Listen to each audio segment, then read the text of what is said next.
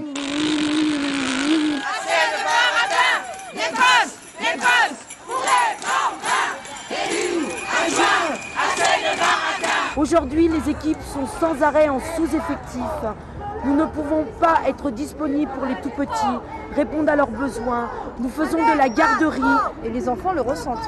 Ouais. Parce qu'on est, du coup, on est moins dispo avec eux pour jouer, pour les aider dans leur jeu, pour les soutenir, pour préparer des projets.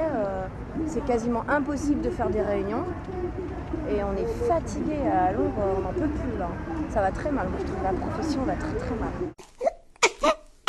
Moi, la première chose qui m'intéresse, c'est que les enfants soient bien gardés.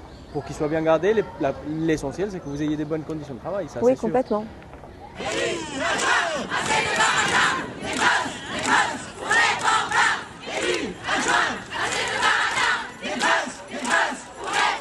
Nous revendiquons 2 professionnels supplémentaires par établissement, de manière à pouvoir respecter le rythme des enfants. À cet âge-là, ils ont besoin d'une attention individuelle encore.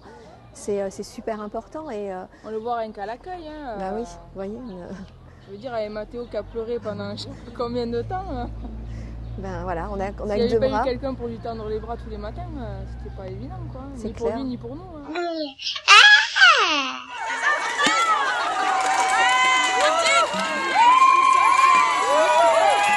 Élus, adjoints, assez de baratin, des postes pour les bambins. Nous sommes aussi en grève par rapport à la demande d'une prime forfaitaire de 1 500 € pour tous. Il faut savoir qu'à la ville de Paris, il y a un turnover énorme.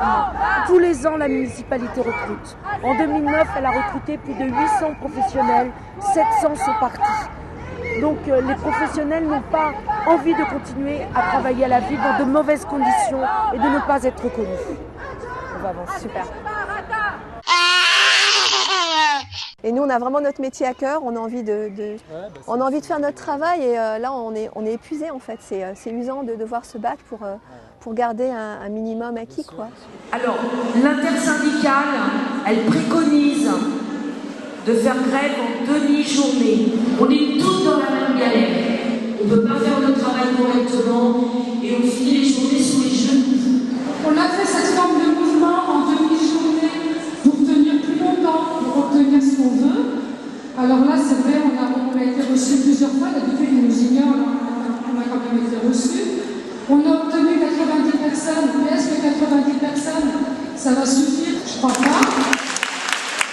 On a essayé de construire ce mouvement inédit. Je pense que ce serait dommage de l'arrêter maintenant. On peut prendre les choses de différentes manières. On peut se dire effectivement la mobilisation n'est pas à la hauteur. On peut aussi se dire, et ce serait peut-être la première chose à dire à nos collègues, qu'avec une système de mobilisation, obtenir déjà ce qu'on a obtenu, c'est plutôt positif.